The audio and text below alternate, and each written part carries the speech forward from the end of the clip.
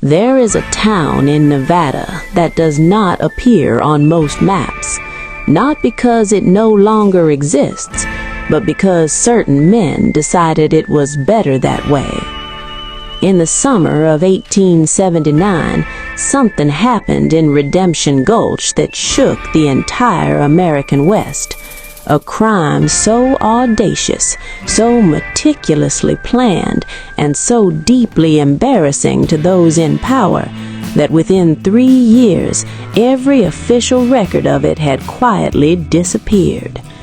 Wells Fargo would not speak of it. The territorial governor would not acknowledge it. And the one man who could have told the whole story, the one man who survived long enough to see the truth, vanished before he ever got the chance. This is that story, or as much of it as survives. To understand what happened in Redemption Gulch, you have to understand what the American West actually was in 1879, not the myth, not the dime novels, the reality. The silver boom had transformed Nevada's high desert into something between a gold rush colony and a lawless corporate frontier.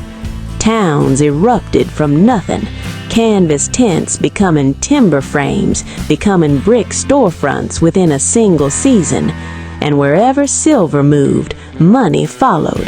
And wherever money accumulated, banks arrived. Wells Fargo had expanded aggressively through the territory. Their strong boxes were the arteries of the frontier economy, payroll for the mines, land deeds, federal currency. On any given week, a single Wells Fargo branch in a mid-sized boomtown might hold more cash than some eastern cities saw in a month. Redemption Gulch had been incorporated just 18 months before everything fell apart.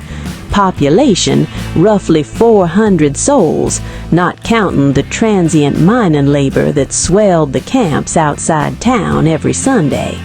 It had a marshal. It had a newspaper of a kind.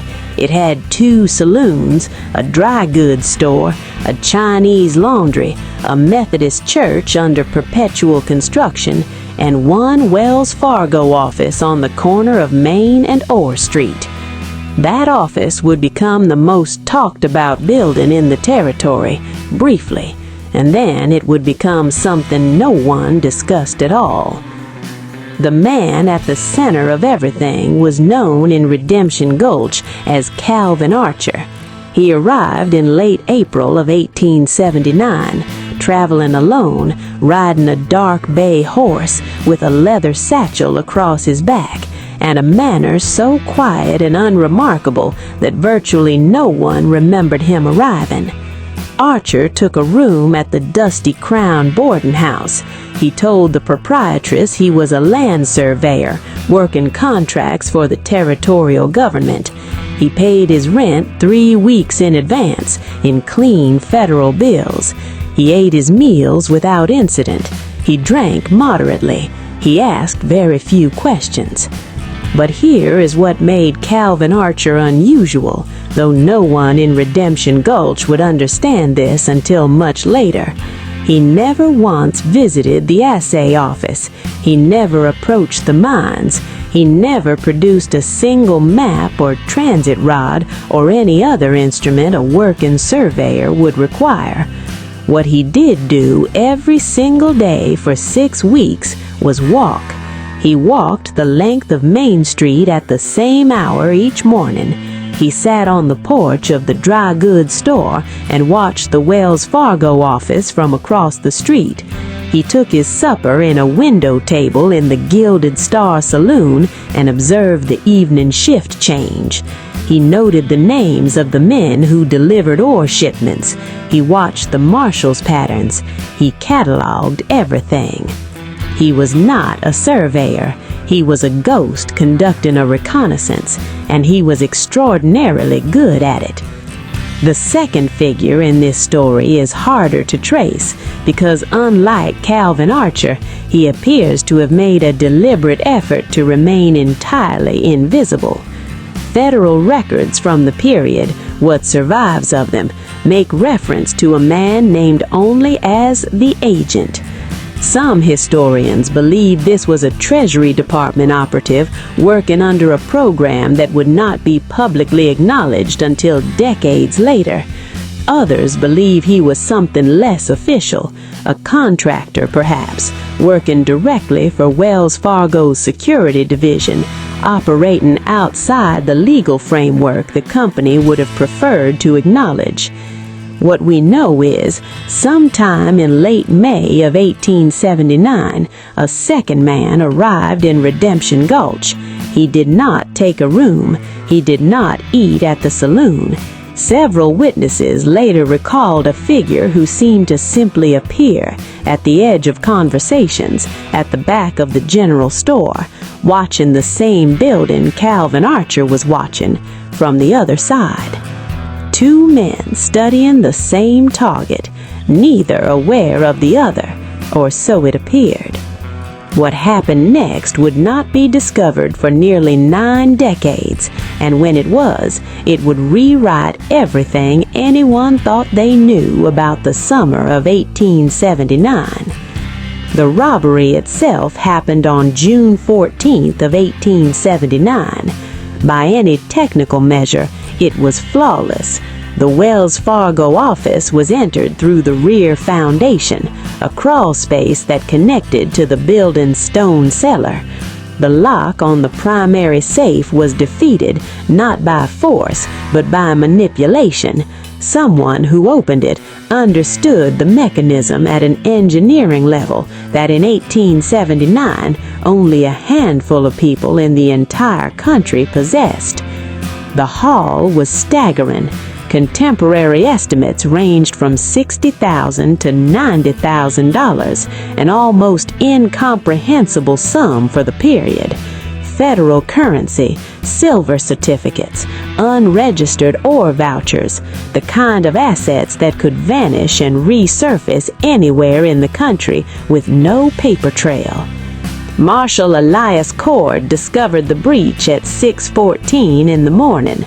The safe door stood open, the cash drawers were empty, and on the floor of the office, placed with almost theatrical deliberation, was a single object, a Wells Fargo transit receipt stamped and dated 3 days prior to a shipment that, according to every ledger in the building, had never arrived. Someone had not merely robbed the bank, someone had left a message. The territorial investigation lasted 11 days before it was quietly terminated. The Wells Fargo district supervisor arrived from San Francisco and spent 48 hours in closed meetings with the territorial governor. When he left, the official position became this: the robbery had been committed by persons unknown, likely a transient criminal element, and was under active investigation by federal authorities. Calvin Archer had vanished from his room at the Dusty Crown boarding house the morning of June 15th. His belongings were gone. His horse was gone. The proprietress found his room swept clean, his linens folded with military precision, and a handwritten note that read simply, "Thank you for your hospitality." The agent was also gone. No one in Redemption Gulch knew his name. No one would ever formally account for his presence. Here is what 40 years of scattered evidence, recovered correspondence, and one extraordinary document eventually revealed.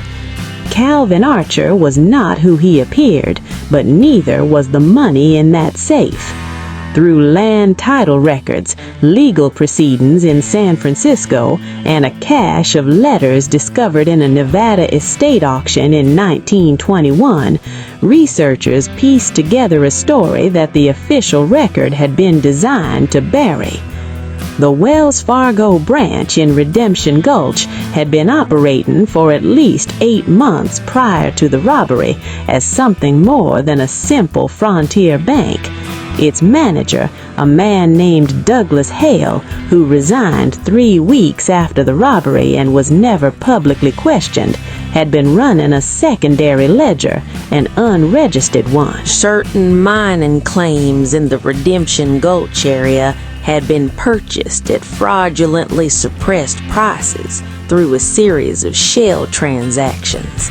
The proceeds from those claims, which were producing silver at rates far above what the public record showed, were being filtered through the Wells Fargo office before being redistributed through channels that connected, ultimately, to a group of investors with ties to the Nevada territorial legislature.